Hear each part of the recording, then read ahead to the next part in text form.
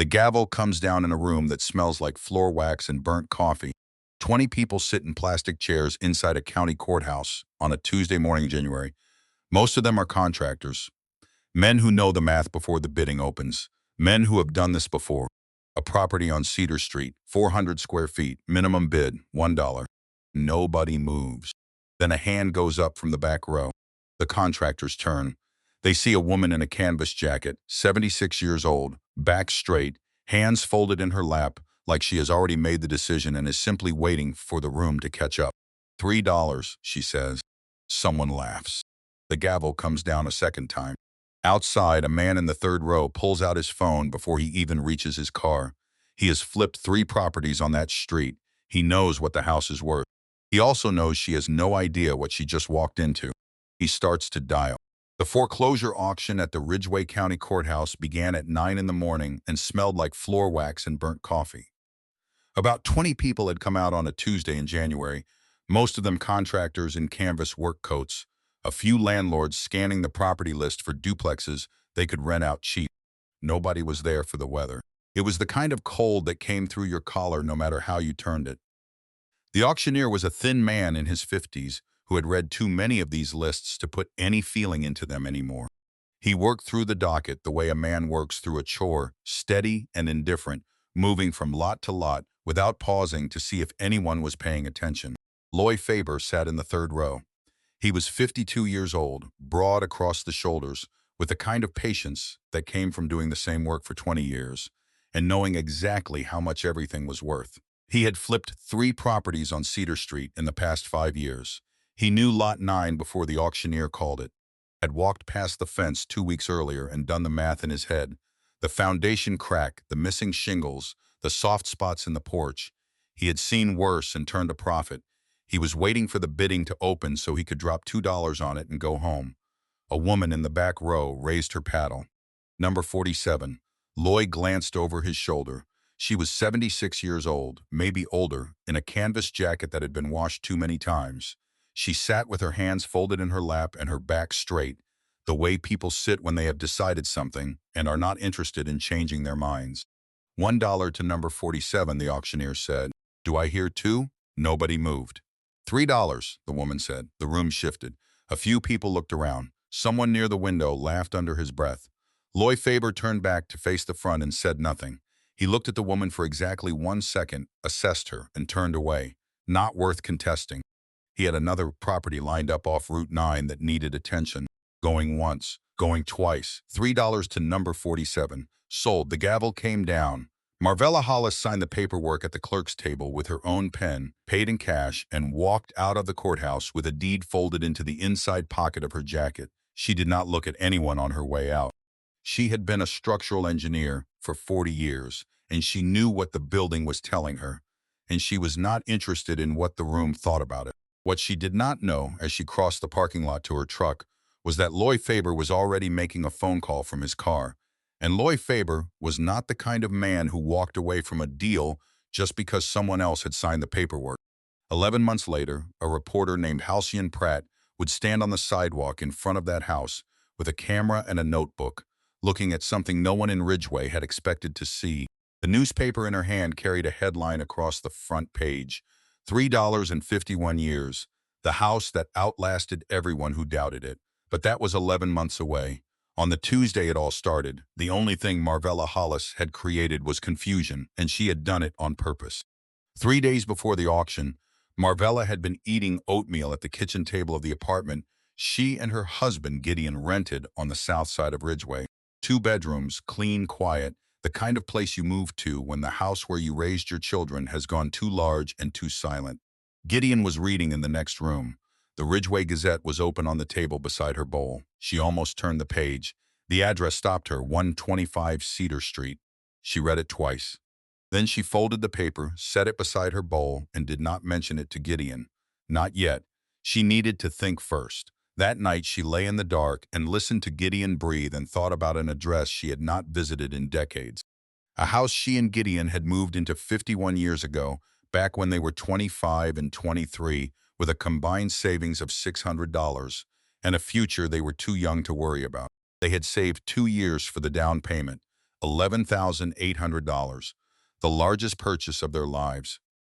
They had eaten dinner on the floor the first week because the card table was the only furniture they owned. At 4 in the morning, she got up and sat in the dark living room until the sun came up. Gideon slept, she thought. On Tuesday morning, she told Gideon she was going to the hardware store for furnace filters. She drove to the courthouse instead. After the auction, she drove to Cedar Street alone. She wanted to see it before she brought Gideon. Wanted to know how bad it was before his face told her. The house sat at the far end of the block, behind a yard of packed brown dirt. Shingles were missing in wide patches across the roof, bare plywood showing underneath. The front steps had cracked down the centers. A diagonal crack ran across the foundation wall, deep enough to press a finger into. The mailbox tilted sideways like it had given up years ago. Marvella stood on the sidewalk with her hands in her pockets and looked at it for a long time. Then she walked up the steps, pushed the swollen front door open, and went inside. The smell came first. Mildew, old plaster, something animal. The main room was bare, maybe 12 by 14, warped floors, water-stained ceiling. The kitchen had a sink that had pulled clean away from the wall. The bathroom had no door. A closet-sized bedroom in the back had a window with a crack running corner to corner. 400 square feet of damage.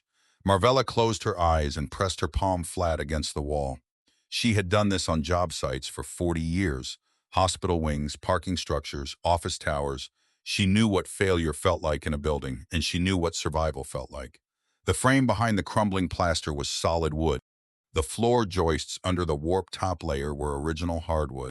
The foundation crack was a shrinkage crack, surface level, no displacement, no structural compromise. Ugly, but not fatal. Somebody had built this house right in 1962. The bones were still good. "Every house wants to be something," she said to the empty room. "You just have to listen." She drove home and found Gideon reading in the living room. "I did not go to the hardware store," she said. He looked up. "I went to the courthouse, foreclosure auction." She set the deed on the coffee table between them. "I bought a house." Gideon picked up the deed and read the address. His face went still in a way that had nothing to do with surprise and everything to do with recognition. "Cedar Street."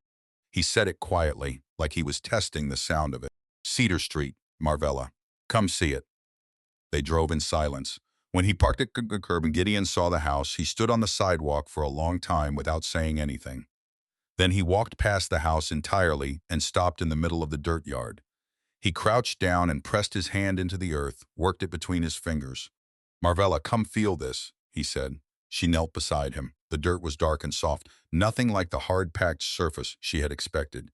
"Decades of leaf fall from those maples," Gideon said, looking at the trees along the neighbor's fence. "Nobody paved over it. Nobody treated it with chemicals. This soil has been getting better while everything else fell apart." He stood slowly and turned, looking at the lot the way Marvella had been watching look at other people's yards for 50 years. Something moved in his eyes that she could not quite name. They went inside together. Marvella showed him the walls, the ceiling, the foundation crack, explained what was sound and what needed replacing. Gideon listened and nodded, but his eyes kept drifting to the windows and back toward the yard. Then he stopped in the doorway between the main room and the kitchen. His fingers traced the wood near the bottom of the frame. He crouched down. 3 small notches carved into the wood. MGH Marvella Gideon Hollis. She had carved them the night they moved in. 1975. "You told me I was going to ruin the door frame," Marvella said. "I did ruin it." Gideon's voice was different. He pressed his fingers against the notches and held them there. "This is our house. Was our house. Is our house." They stood in the wreck of the place where they had started their life. The ceiling stained, the floor buckled, the walls stripped of everything except the bones. But those 3 letters were still there, cut into the wood 51 years ago by a woman who thought she had all the time in the world. That evening, Gideon brought a cardboard box down from the top shelf of the apartment closet. Marvella had seen it up there for years and had never asked what was inside. He set it on the coffee table and opened it. Textbooks with cracked spines, rolls of tracing paper tied with rubber bands, and a diploma in a simple black frame.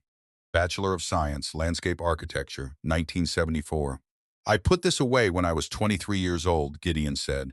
He held the diploma in both hands and looked at it the way a person looks at something they have not let themselves look at in a long time. 51 years. That is how long a dream can wait if it has to. Marvella looked at him, at the diploma, at the tracing paper rolls she now understood.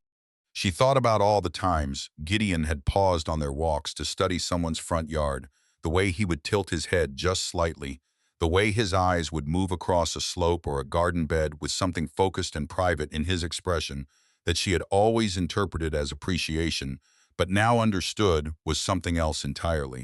"You never told me," she said. "You never asked." That landed somewhere she had not expected. She had known this man for 51 years, had eaten breakfast beside him 18,000 mornings, had slept next to him every night of her adult life. And there was something this large, something this essential, that she had never known and never thought to ask about. "Is there anything else?" she said. Her voice was even, not accusing, just honest. Gideon thought about it. "No, only this one." "Why only this one?" "Because this is the only thing I was ashamed of letting go." Marvella sat with that for a moment. Then she said, "We are doing this for real, both of us." Gideon set the diploma on the coffee table and looked at her. For real. Word spread through Ridgeway by Wednesday morning. In a town of 4,000 people, public records moved fast and gossip moved faster. At the diner on Main Street, two men shook their heads over their eggs. 76 years old, buying a wreck. Her kids should step in. At the post office, a woman cornered Gideon and asked if everything was all right at home, meaning in his head. At the barbershop, the consensus was that Marvella Hollis had finally lost her grip on things. Mayor Grady Sutter found out on Thursday. He had been running Ridgeway for 14 years, drove a Buick, lived in the biggest house in town, and took the appearance of the community personally. He drove past 125 Cedar Street, looked at it for about 10 seconds, and called the town clerk from his car. "That property is an embarrassment to the neighborhood," he said. "Get code enforcement out there by Monday." That evening, Marvella's phone rang. It was her son Elwood calling from Columbus, and he was using the patient voice, the one he had developed sometime in his 40s that made her jaw tighten involuntarily. "Mom, what is this I am hearing about you buying a house for $3? "That is right. A condemned house. Foreclosed. Different thing. You are 76 years old. This is not the time to start a project like this." "When is the time, Elwood?" "I am being serious. Rosalba and I have been talking. We think you and Dad should be looking at something more manageable. There is a retirement community off the interstate that has very nice private rooms. Your father and I are managing just fine. A $3 house with a cracked foundation does not sound like fine. It sounds like a bargain to me. Good night, Elwood." She hung up. Gideon was standing in the hallway. Their daughter Rosalba had called while Marvella was on with Elwood and left a voicemail. Gideon played it on speaker. Rosalba's voice was tight and professional. She sold real estate in Chicago for a living, and she had already pulled the property records. "Mom, that house has been cited twice by code enforcement. The assessed value is listed as 0. Literally nothing. I am telling you this is a mistake." Gideon set the phone down and went to the bedroom. When Marvella followed, she found him sitting on the bed with the cardboard box open beside him, the diploma in his hands. "For real," he said. She sat down next to him. "For real." They moved into the house on Saturday with 2 air mattresses, a camp stove, a cooler, and 4 boxes of tools. Marvella rigged a temporary water line from the outdoor spigot. The electricity worked, barely, one circuit with 2 outlets and a single overhead bulb. That first night, they lay on the air mattresses in the dark and listened to the house settle around them. Creaks and shifting whined through the gaps around the windows, a slow drip from somewhere in the ceiling. "People think we have lost our minds," Gideon said. "I know." "Good. Means they are paying attention." Marvella reached across the gap between the mattresses and found his hand. She woke before dawn. Cold in the house, but the early light came through the east window and landed on the hardwood floor at an angle that turned the old wood amber. She pulled on her work boots and began prying up the rotted surface boards. The creak and pop of old nails filled the small house, and the good oak underneath came into the light one plank at a time. Under all that damage, somebody had built something that lasted. Halfway through the morning, when the sun had climbed and the ache in her left knee had settled into something steady, Marvella stopped. She sat back on her heels and looked around the room. She had cleared about a quarter of the floor. The walls were still crumbling plaster. The ceiling still carried its water stains. The roof still leaked in 6 places she had counted so far, and she was 76 years old, alone in a room that smelled like mildew, doing work that the entire town had decided was beyond her. She let the thought sit there, did not push it away. 30 seconds, maybe 40. Then she bent back down and kept going, because the bones were good. She had read them with her own hands, and she trusted what she knew. Outside, Gideon was sitting on the cracked front step with coffee from the camp stove and a sketch pad he had packed along with the pots and pans. The morning was cool and still. He could hear Marvella working inside. He opened the pad to a fresh page and began to draw. Measurements first, sun angles, the slope of the lot where rainwater would collect, then planting zones, drainage channels, elevation changes. 3 terrace beds stepping down from the foundation to the sidewalk, each one a different depth to support different plants in different light. Stone pathways curving between the beds.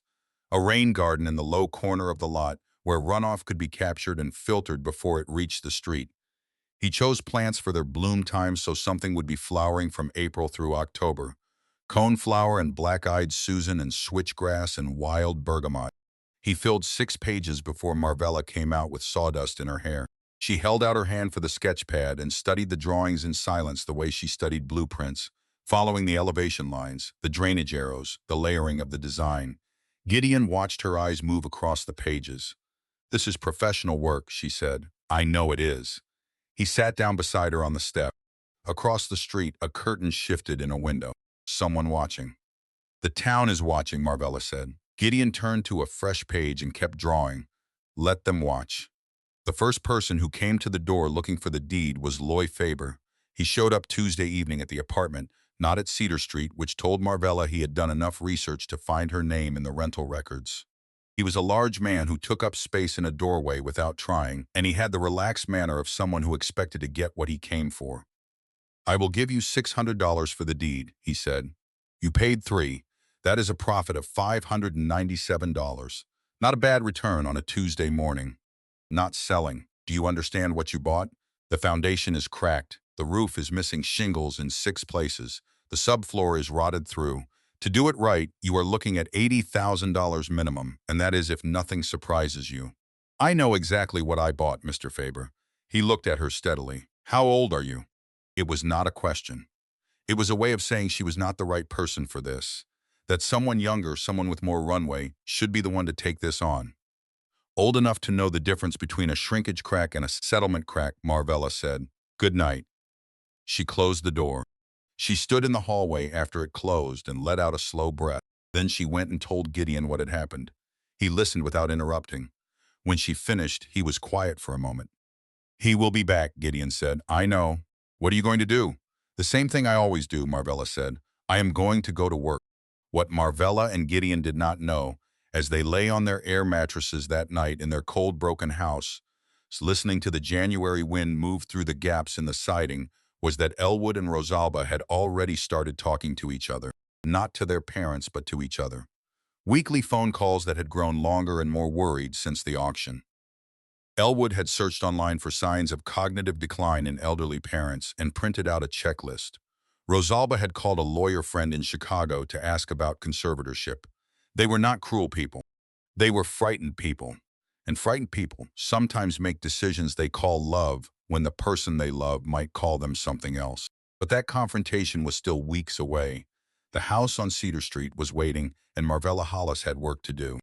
Corbett Greer had been running the building supply store on the state highway for 31 years, and he could tell within the first 30 seconds of a conversation whether someone knew what they were talking about or was about to waste his time. He was a heavy man in his 60s with reading glasses on a chain around his neck and the kind of unhurried manner that came from never having had to prove himself to anyone in his own store. Marvella set her materials list on the counter on Monday morning.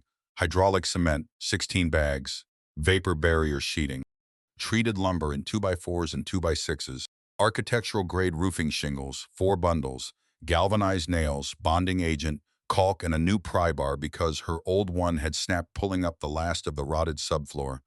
Corbett read through the list without hurry. Then he looked at her over his glasses. "You are the one who bought that place on Cedar. That is right. What is your foundation situation?" "Diagonal crack, southeast corner, no displacement, surface level. I need to prep both faces, apply bonding agent, fill in layers, and seal." He set the list down and leaned on the counter. "You have done this kind of work before?" "Structural engineer. 40 years." That changed the conversation the way the right words always do when spoken by someone who actually means them. Corbett straightened slightly, recalibrated, and looked at the list again with different eyes. "I will pull everything," he said. and I will give you the contractor rate. You do not have to do that. You are going to be in here a lot. Might as well start the account right. He extended his hand. Corbett, Marvella. She shook it. She loaded the truck herself at the back dock. Corbett watched from the loading bay, but did not offer to help, which she appreciated more than she would have appreciated the help. Her left knee ached when she lifted the cement bags, but her arms were strong and her back was straight, and she had been walking job sites since before Corbett Greer opened this store. The foundation work began that afternoon. Gideon held the bucket and passed tools and swept debris, while Marvella worked the crack from the outside face first, pressing the material in with a trowel, building up the fill in thin layers and letting each one set before adding the next. The process was identical regardless of scale. Clean the surface, apply the bonding agent, fill from the deepest point outward, seal the face. How long before I can plant near the foundation? Gideon asked. 28 days for full cure, but it will hold water in 48 hours. Good. I need that corner dry before anything goes in the ground there. They worked until the light went. That evening, Gideon spread his drawings across the fold-out table he had built from a wall bracket and a piece of salvaged lumber, and he and Marvella sat together studying the plan the way they had once studied blueprints for the house they bought when Elwood was born. The yard design had grown more detailed since the first sketches, elevation notes in the margins, soil amendment ratios penciled beside each planting zone, a drainage calculation in Gideon's careful handwriting at the bottom of the third page. Marvella tapped the rain garden notation. The grading here, 2% slope from the path edge to the center, enough to direct flow without erosion. You calculated that.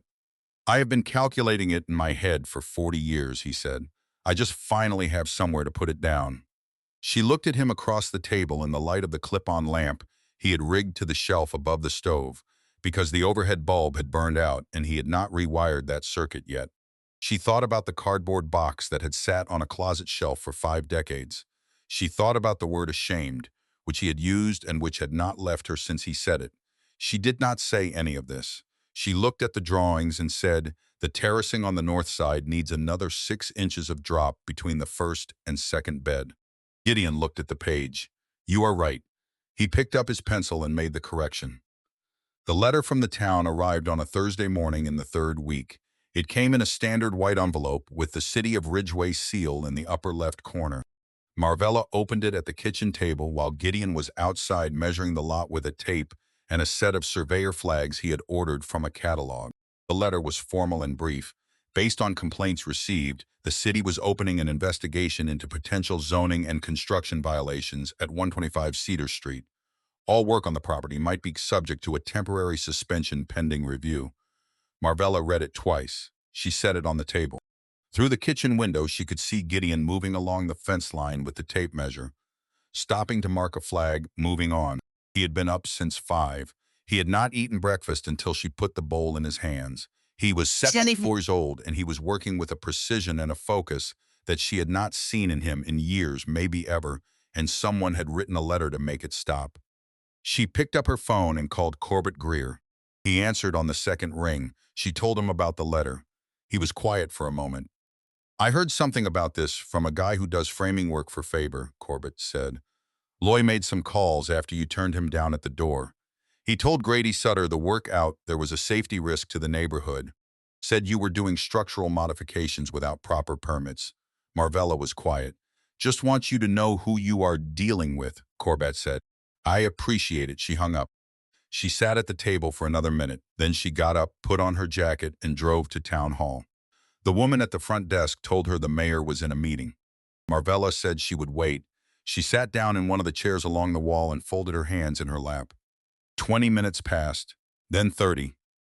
5 minutes after a man in a polo shirt had glanced at her and disappeared back through the inner door, Grady Sutter came out. He was a compact man in his early 60s with the groomed, careful look of someone who had been photographed at enough community events to be aware of how he appeared at all times. He shook her hand with the practiced warmth of 14 years in local office. Mrs. Hollis, what can I do for you? Marvella set the investigation letter on the counter between them. Then she laid her 4 building permits beside it, each one stamped with the county seal, signed by the building inspector. Foundation repair, roof replacement, electrical update, plumbing. I pulled these permits the day after I purchased the property, she said. Before I drove a single nail, every piece of work on that house is documented, inspected into code. If the city wants to send someone out to verify, I welcome it. Any morning this week. Grady looked at the permits. He looked at the letter. Something moved behind his eyes that was not quite discomfort and was not quite respect, but was somewhere between the two. The investigation is a standard response to complaints received, he said. From Loy Faber, Marvella said, who came to my door twice to buy the deed and was turned down both times. Grady said nothing. Mayor Sutter, she said, I have paid property taxes in Ridgeway for 30 years. I have followed every required process. I have permits for every piece of work on that property. If the city chooses to suspend legitimate permitted work because someone who wanted the land made a phone call, I will need a lawyer to explain that situation to the county paper. The room was very quiet. The investigation will be closed by Friday, Grady said. Thank you. Marvella collected her permits and the letter and walked out. She sat in her truck in the parking lot for 5 minutes before she started the engine. Her hands were resting on the steering wheel, and she noticed after a moment that they were not quite steady, not shaking, but not still either. She pressed her palms flat against the wheel until they were.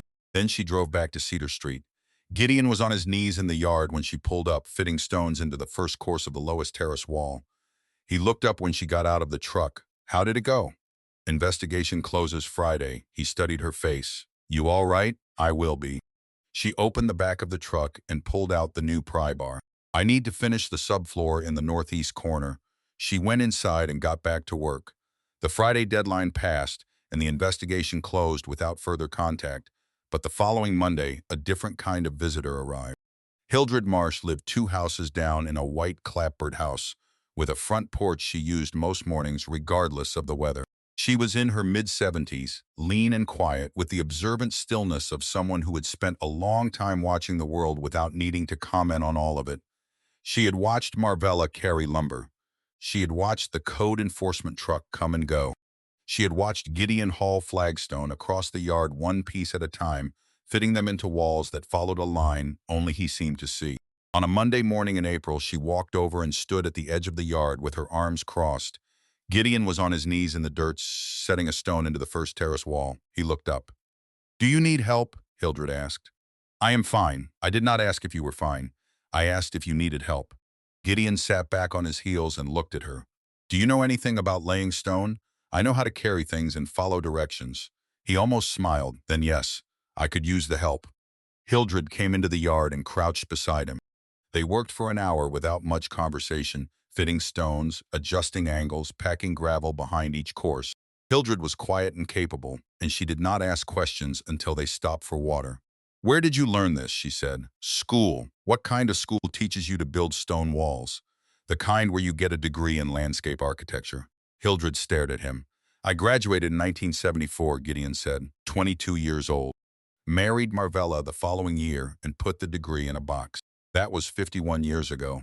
Hildred looked at the yard, the string lines and surveyor flags, the terrace walls taking shape, the design emerging from bare dirt the way a structure emerges from a foundation when someone who knows what they are doing starts putting the pieces together. You drew this in your head, she said. All of it.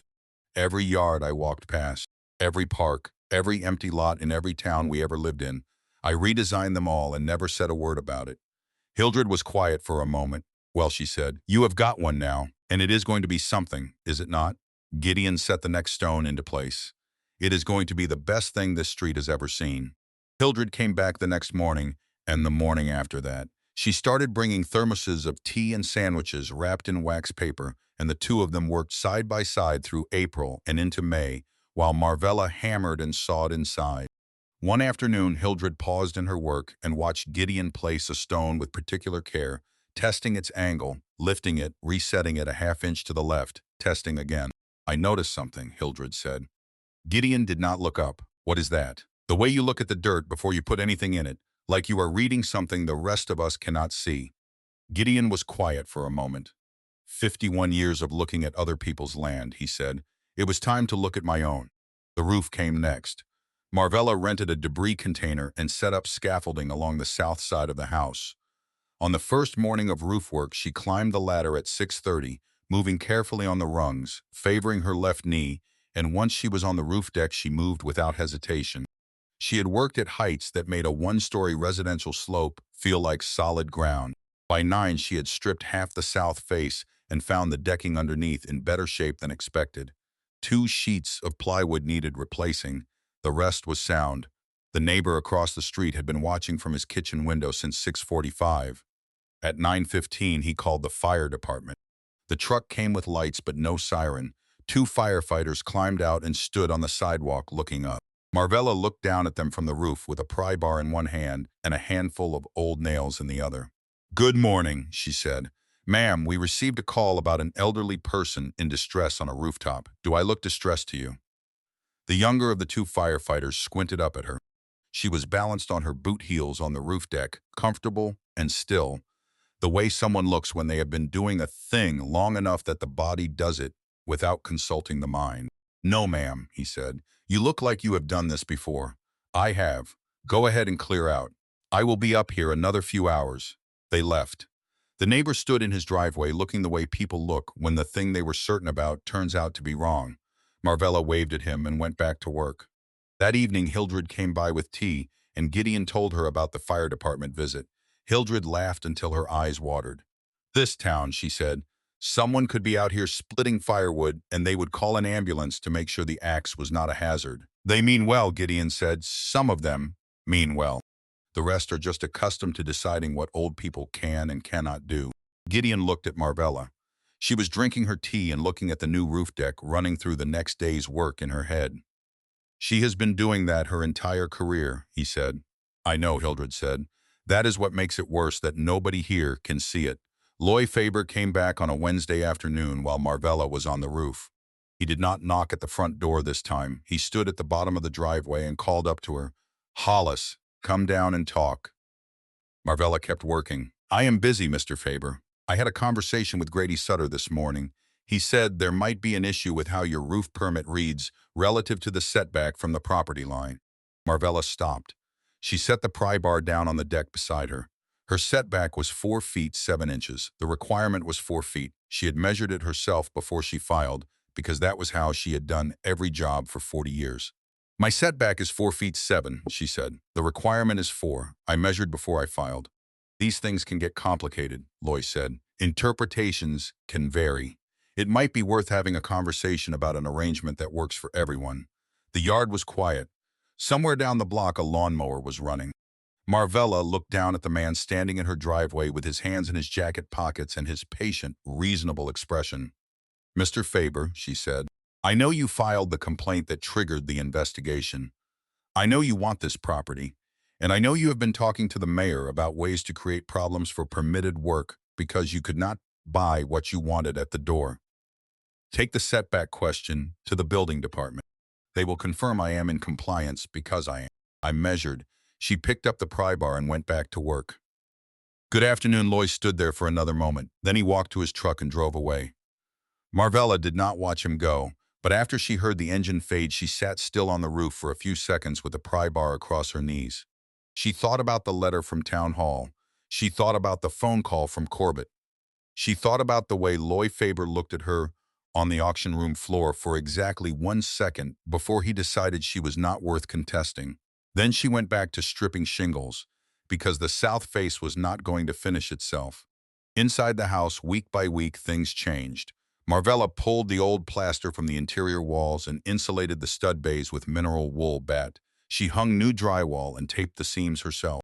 In a 400-square-foot house, every decision about space mattered, so she designed built-in shelving that used the cavities between wall studs, a fold-down table mounted to the kitchen wall, a storage bench along one side of the main room, and a closet system in the bedroom that organized itself around the actual shapes of the things they owned, rather than the standard dimensions of the things they did not.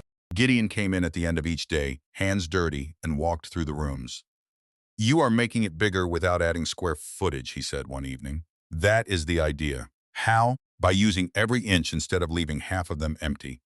This house was built for 2 people. It is still right for 2 people. You just have to be honest about how 2 people actually live." Outside, Gideon worked through the terrace system 1 bed at a time.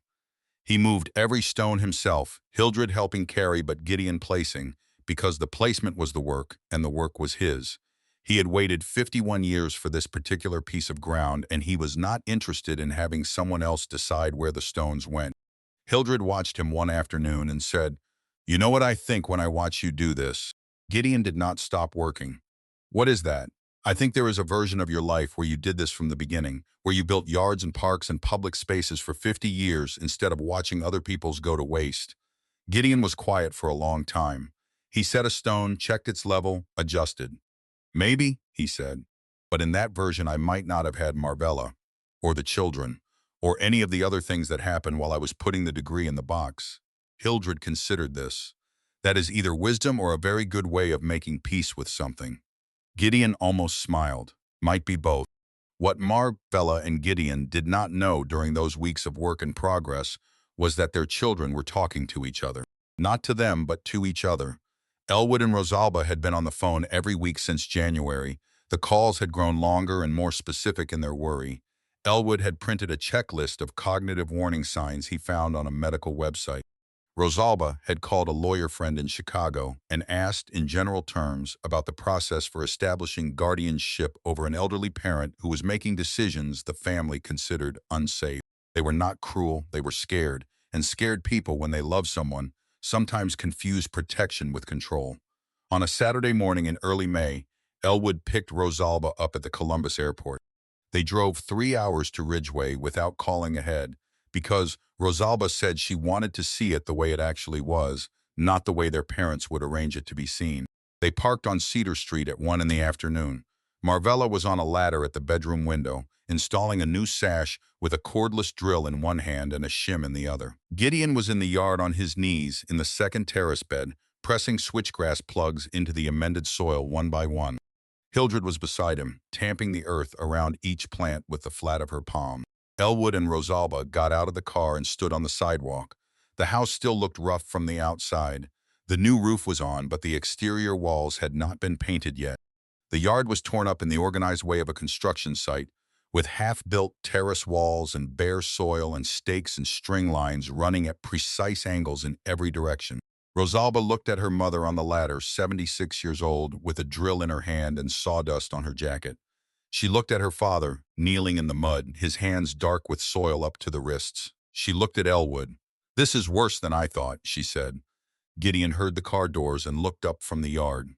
His expression did not change, but something tightened around his eyes. He called Marvella's name. She looked down from the ladder, saw her children on the sidewalk with their identical expressions of careful concern, and climbed down slowly with her knee stiff from the rungs. Elwood, Rosalba. A phone call would have been thoughtful. "We wanted to see for ourselves," Elwood said. And he looked at the house, at the torn-up yard, at his parents standing in front of it, dirty and tired. "Mom, Dad, we need to talk about your living situation." Marvella wiped her hands on her work pants. "Then you had better come inside." The inside stopped Elwood in the doorway. He had expected damage and disorder. The drywall was up and taped, not yet painted, but the seams were clean and the surface was flat. The floors were half-finished, patches of restored white oak beside sheets of bare plywood. The fold-down table hung from the kitchen wall. The built-in shelves lined the main room, each one level, each one squared. The kitchen had a working sink and a refrigerator running quietly in the corner. This looked like a renovation. Rosalba ran her hand along the built-in shelving. Her fingers found the joints. She looked at Marvella. "Your father built this? All of it?" Hildred had quietly excused herself when the children arrived. The four of them stood in the main room, which felt small with all of them inside it. "It looks better than I expected in here," Elwood said. "I will give you that. But this does not change the situation. You are 76 and 74 years old, living in a 400-square-foot house without working heat, doing manual labor 12 hours a day. 14 some days," Marvella said. "That is exactly my point, Mom. And my point is that I have never felt more useful in my life." Rosalba came in from the side. "We are not questioning your ability. We are questioning your judgment. You took retirement savings and bought a condemned property. The yard looks like a construction site," Gideon said quietly. "Dad." Rosalba's voice softened. "We love you, both of you. We just think this might be too much. Elwood and I have been looking at options. There is a very good assisted living facility outside Columbus. Private rooms, a garden area, activities. We could sell this property and use the apartment proceeds to cover the first year.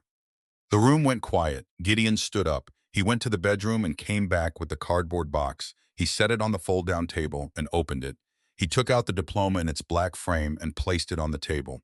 Then the textbooks, then the rolls of tracing paper, which he spread across the surface one by one until the table was covered in plans. Elwood and Rosalba stared at the pages. They were detailed precisely with annotation, not sketches, professional drawings. "I earned this degree at 22, Gideon said simply. "I put it away the year I married your mother. These are the first plans I have built from in 51 years. That torn-up yard you see through that window is the first real project I have ever constructed. And you want me to leave it for a garden area at an assisted living facility." Elwood opened his mouth and closed it. Marvella spoke. "Your father and I are not losing our minds. We are finally using them." Rosalba picked up one of Gideon's old drawings from the table. A park design from his student years, graded pathways through native plantings, seating at calculated intervals. She looked at it for a long moment. "Dad," she said, "I did not know, you never asked." That landed the way a true thing lands, without drama, without softening. Rosalba set the drawing down. Elwood looked at Marvella. "Are you safe?" he said. "Safer than most men half my age doing this work. I pulled permits before I started. Every piece of work is to code." "I know what I am doing, Elwood. I believe you. It scared us. I understand that. But being scared for someone and deciding they cannot manage their own life are two different things." Elwood nodded slowly. He looked at Rosalba and something passed between them. "We should go," he said. "I am sorry we came without calling." "You came because you love us," Gideon said. "We know that." The hugs at the door were brief and stiff, the hugs of people who love each other across a distance they have not yet figured out how to close. Elwood and Rosalba walked to the car without looking back at the yard. Halfway to Columbus, Rosalba said, "Did you know Dad had a degree in landscape architecture?" "No," Elwood said. "Did you?" "He never mentioned it. Not once that I can remember." They drove the rest of the way without speaking. Marvella and Gideon stood in the doorway and watched the car disappear at the end of the block. "They saw the work," Gideon said. "They saw you," Marvella said. "Or they started to." Gideon put his arm around her shoulders and they stood like that until the street was quiet again. Then Marvella put on her gloves and went back to work because what Elwood and Rosalba had seen today was not the end of anything. It was the beginning of what they would have to come back to see. June came the way June comes to small Ohio towns, quietly and without announcement, warmth arriving in the mornings before anyone had decided to expect it. The coneflowers opened first, a row of purple heads along the top terrace that appeared one morning, as though they had always been there and the bare dirt before them had been a temporary misunderstanding. The black-eyed Susans followed in the middle bed, golden dense, and the switchgrass in the lowest terrace threw up green blades that caught the wind and moved like water. People began to slow their cars. It happened gradually and then all at once, the way attention shifts in a small town when something refuses to be ignored. A woman walking her dog stopped on the sidewalk one morning and stood for a full minute without moving, just looking. A man Marvella recognized from the hardware store pulled his truck to the curb on a Thursday afternoon and sat with the engine running for a moment before he rolled down the window. "Hollis," he said, "is that you?" "That is me." He looked at the garden, at the three terrace beds and the stone walls and the flagstone paths winding between them. "I owe you an apology. I said some things back in January I should not have said. This looks good. Thank you. Your husband do all that?" He nodded toward the yard, every bit of it. The man shook his head slowly with the expression of someone revising a calculation they thought they had already solved. "Tell him it is the finest yard on the street." "It is the finest yard in town," Marvella said, "but I will pass it along." The exterior painting happened in the last week of June. Marvella chose a slate blue with cream trim and a red door because Gideon said it would complement the garden, and he understood color in relation to planting the way he understood everything in relation to the ground it came from. He was right.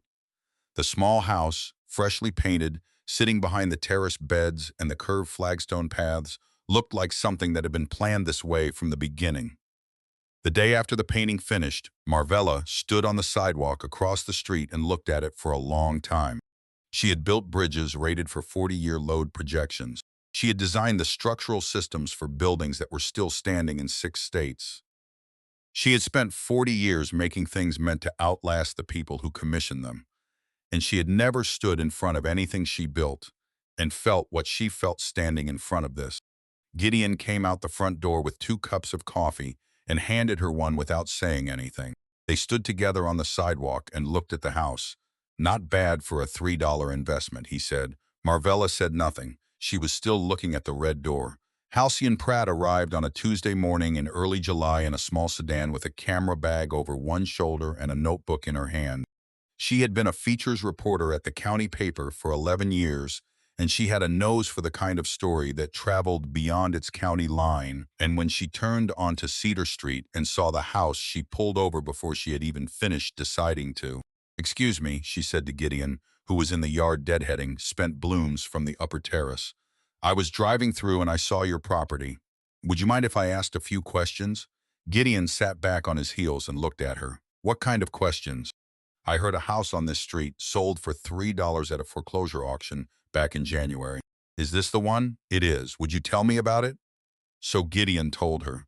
He told her about the auction and the $3 bid and the cracked foundation and the leaking roof. He told her about Marvella's 40 years of structural engineering and his own degree that had spent 51 years in a cardboard box.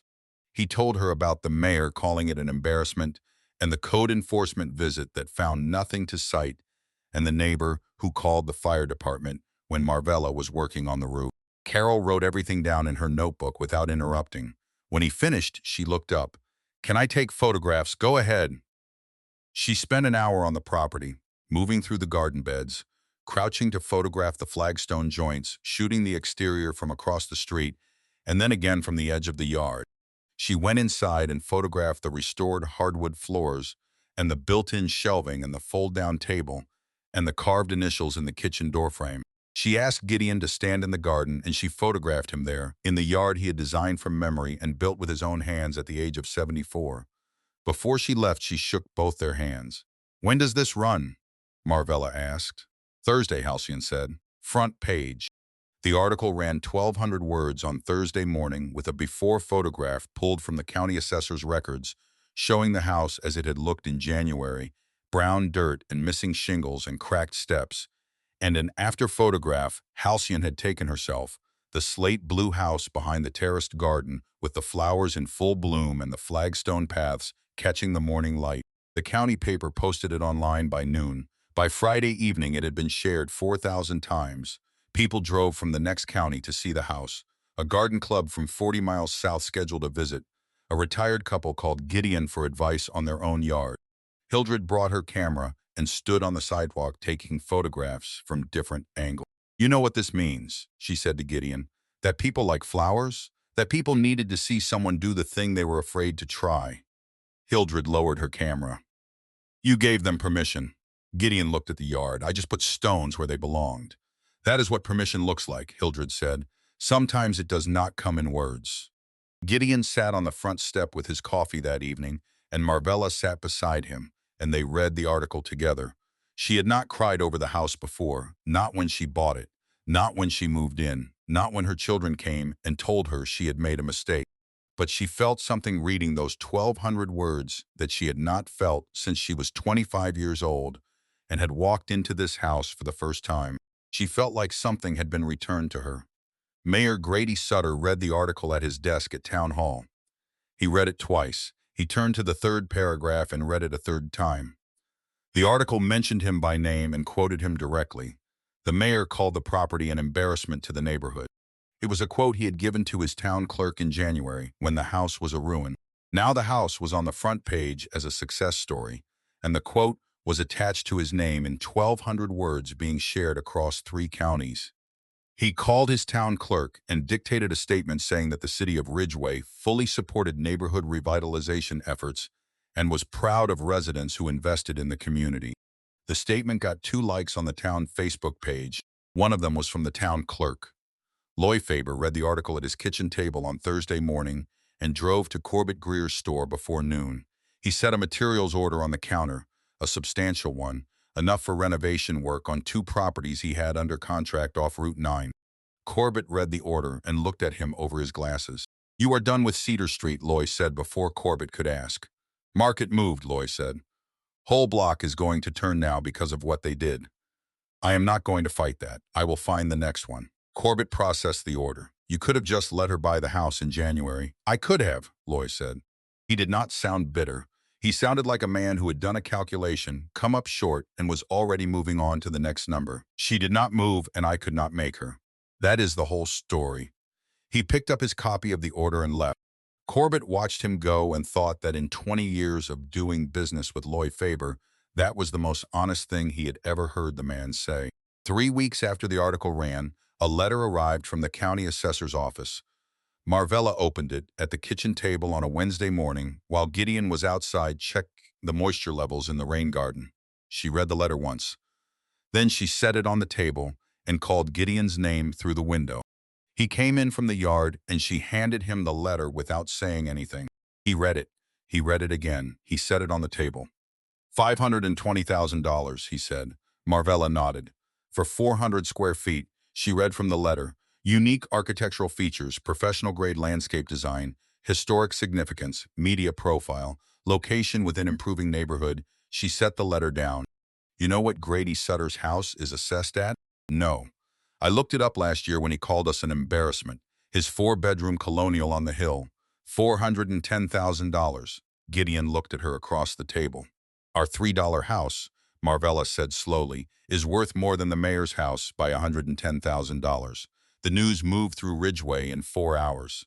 Assessor records were public, and in a town of 4,000 people, public records traveled faster than anything except genuine gossip. By evening, it was all anyone could talk about. At the diner on Main Street, the same 2 men who had shaken their heads over their eggs in January sat at the counter and said, "That couple is sitting on $500,000. At the barber shop, someone said Grady Sutter must be choking on his coffee. At the post office, the woman who had stopped Gideon in February to ask if everything was all right at home said she had always known there was something special about those two. Grady Sutter heard the news at 4:30 in the afternoon. He sat in his office and looked at the number. His house, the house he had renovated and maintained for 2 decades, the largest private residence in Ridgeway, worth $110,000 less than a 400-square-foot house on Cedar Street.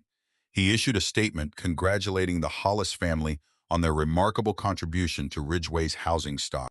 It received 2 likes on the town Facebook page. One of them was from the town clerk. Elwood found the magazine article on his lunch break in September. A colleague had mentioned it in passing.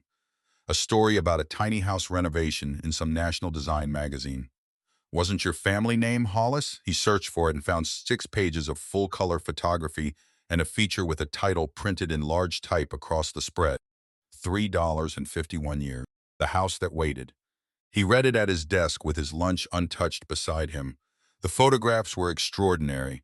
His mother on the front porch with a coffee cup, the red door behind her, the garden terraces stepping down through the frame below her.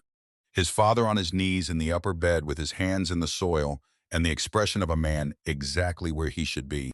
A close photograph of the kitchen door frame, the 3 carved letters sharp and clear in the grain of the wood, and the 2 deeds side by side on the fold-down table, the 1975 original with its faded ink and soft creases beside the $3 auction receipt, the same names on both documents.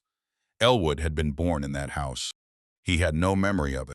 He had lived there for the first months of his life while his parents were 25 and 23 with a card table and a future they were too young to worry about, and now it was in a national magazine. And he was reading about it for the first time. He called Rosalba. "Have you seen it?" "I am looking at it right now," she said. "The assessment is public record.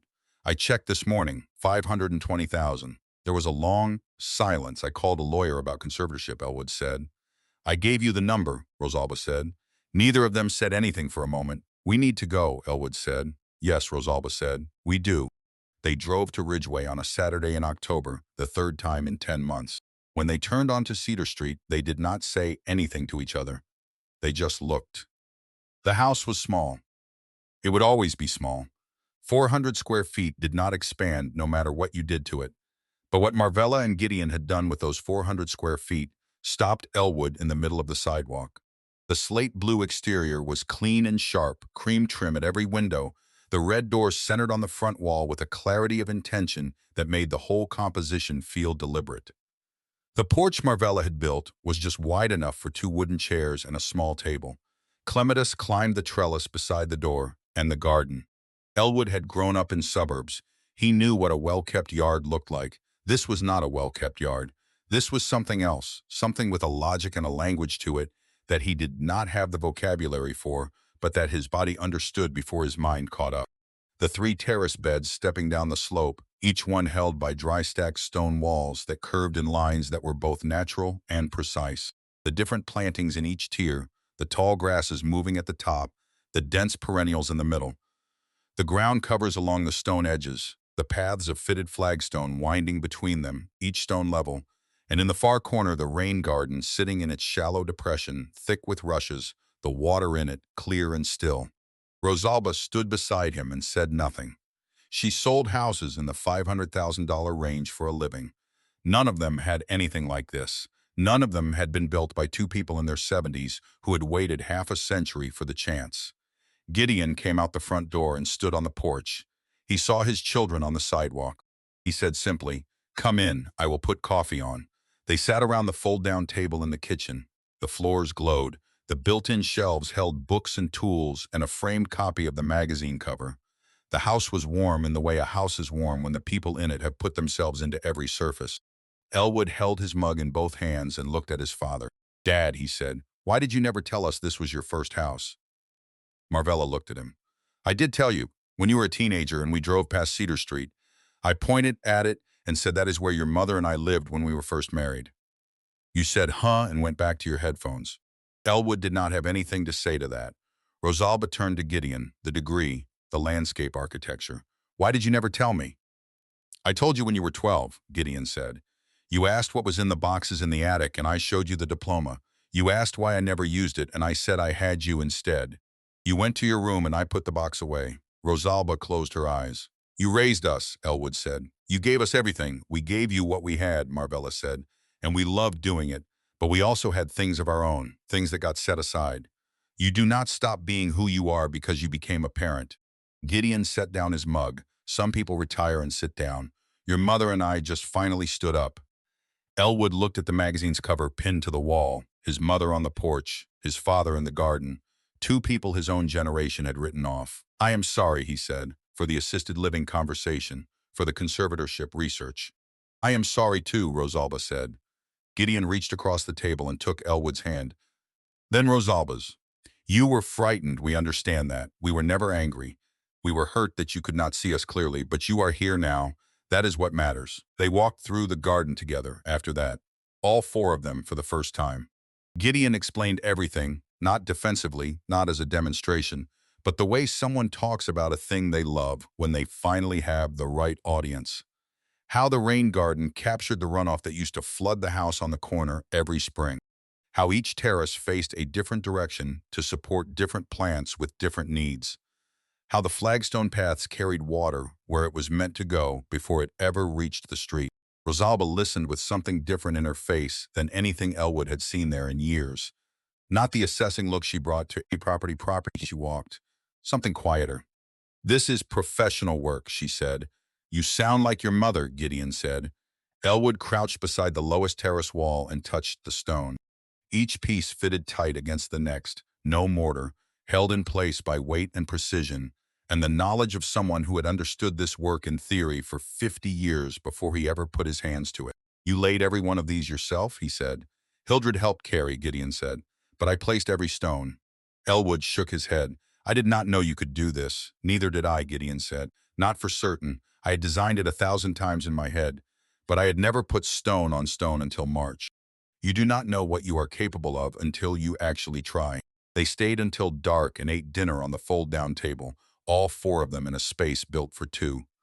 Elwood's knees touched the wall. Rosalba sat on the storage bench. It was uncomfortable and crowded, and it was the best meal they had shared in more than a year. The workshop started in October without anyone planning it. A man at the diner had asked Marvella about foundation repair one morning, and she had spent 20 minutes drawing on a napkin. The next week, two more people asked. The third week, Gideon suggested they just pick a Saturday and open the yard. They put a handwritten sign on the mailbox. "Free workshop, home repair and garden design, Saturday at 10. 14 people came. Marvella set up a folding table on the porch and laid out her tools. She taught the group how to read a foundation, what to look for and where, when a crack was worth worrying about and when it was not, how to address the common problems that let water into a house. You do not fix a problem by covering it, she said. You find where it starts, then you work from there.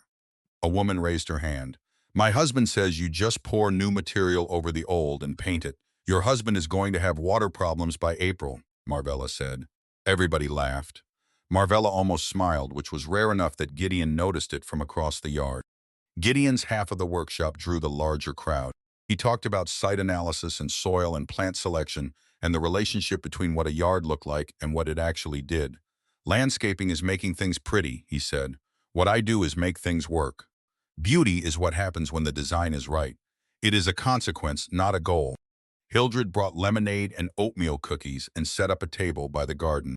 People walked the property and took photographs. The second Saturday drew 22 people. The third drew over 30. Marvella built benches from scrap lumber and set them along the path because the yard could not comfortably hold the crowd any other way. By November, the workshops were a fixture. People came from across the county. A high school shop teacher brought his students. A woman from the community college asked Gideon if he would speak to her environmental science class. I am not a teacher, he said. You have been teaching every Saturday for 6 weeks. Gideon thought about it. I will do it if I can bring my drawings. Bring whatever you want.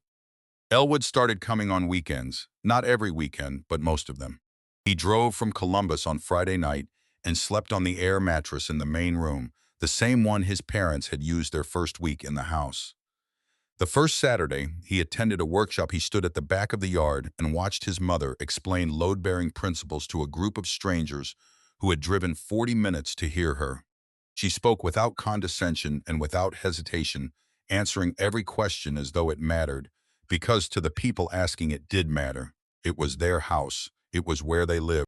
Elwood stood there and thought about all the years his mother had done this work for someone else, for companies and institutions, for buildings with her calculations inside their walls, but not her name on the door.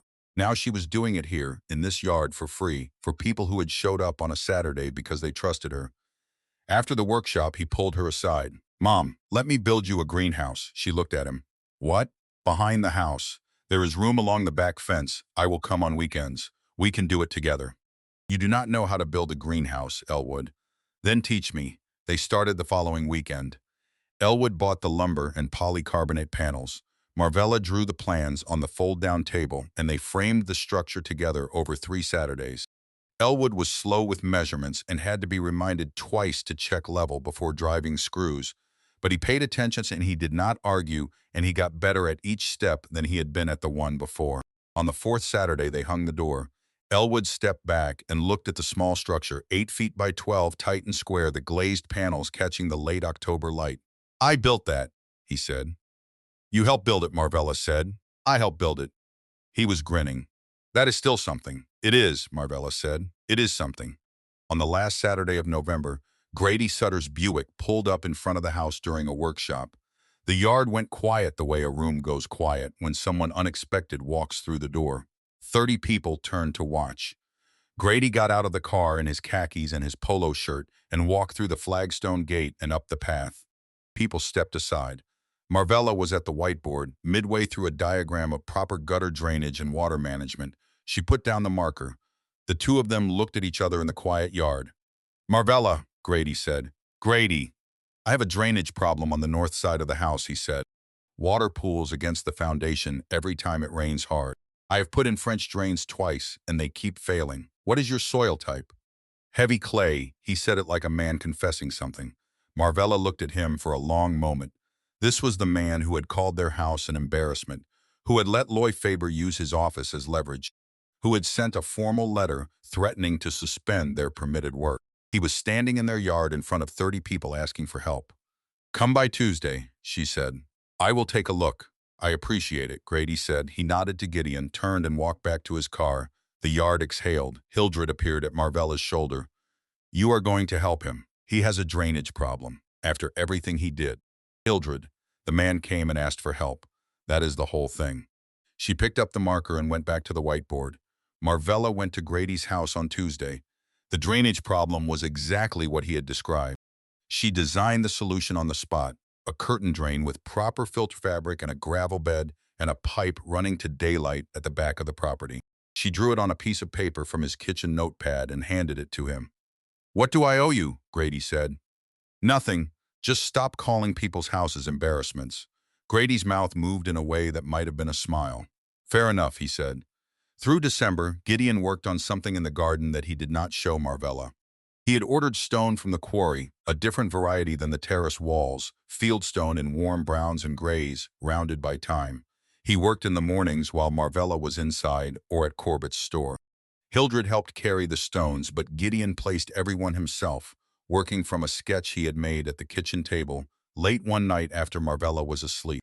On a Wednesday morning in the middle of December, he finished. Marvella came out the front door with her coffee and stopped on the porch. In the center of the garden, at the point where the three terraced beds came together, Gideon had built a small stone circle, about 6 feet across. The field stones stacked without mortar in a low wall, knee-height, just enough to mark the space without enclosing it. Inside the circle he had set a wooden bench, simple and solid, built from the same reclaimed white oak that Marvella had pulled from the original floor in January. And around the bench, filling the circle and spilling through gaps in the stone, were black-eyed Susans. Dormant now, brown stems and dry seed heads standing in the December cold, but unmistakable. "Those were here when we moved in," Marvella said. She said it quietly, from the porch, without moving. 1975. Along the fence. I saved seed from the ones that came up this summer," Gideon said. He was standing at the edge of the circle, looking up at her. "They are the descendants of the original plants, same lineage. They will come back gold in June the same way they did 51 years ago." Marvella set her coffee cup on the porch railing and came down the steps. She walked to the edge of the stone circle and stood looking at the bench inside it. "You built this for us. I built this for us." She stepped over the low wall and sat down. The bench held her the way a good thing holds you, without giving, without complaint. Gideon sat beside her. Their shoulders touched. The garden was quiet around them. December had taken the perennials back to their roots, but the structure remained. The terrace walls, the stone paths, the rain garden with its dormant rushes and its gravel bottom. The bones of everything Gideon had designed from memory and built from the ground up at the age of 74, waiting for spring. "Best thing I ever built was not a bridge," Marvella said. "Was not a hospital wing or an office tower or any of the things with my calculations inside their walls." Gideon leaned into her. He did not say anything. "It is right here," she said. Down the street, the light on Hildred's porch had come on. The man across the way had strung lights along his new cedar fence. The house on the corner had a wreath on the door and a basement that had stayed dry through November for the first time in a decade.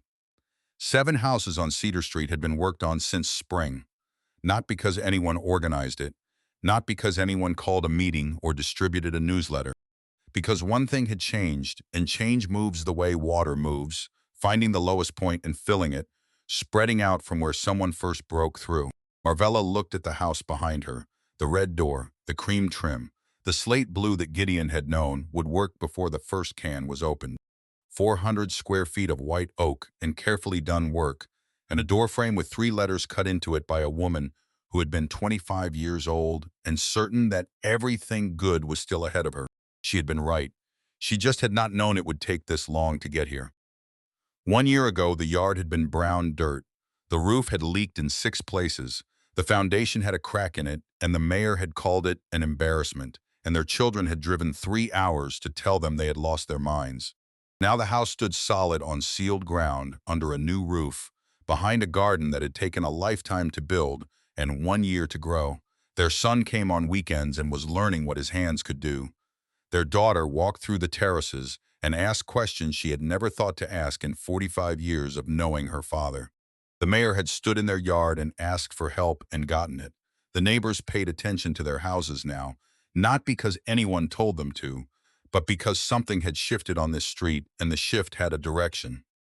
Marvella reached over and found Gideon's hand. They sat on the bench in the stone circle in the garden they had made together, while the December light faded around them, and the seed heads of 51-year-old flowers stood patient in the cold, waiting for June. Some things take that long. Some things need exactly that much time before they are ready to bloom, and when they finally do, the whole street knows it, and the knowing spreads, and nothing on that block is quite the same again.